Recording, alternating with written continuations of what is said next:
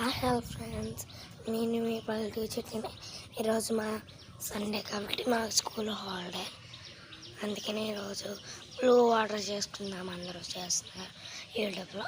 కమల్ వచ్చుకో ఏంటంటే శంఖం పూలు కోసుకోడానికి వచ్చాను మా గార్డెన్లో.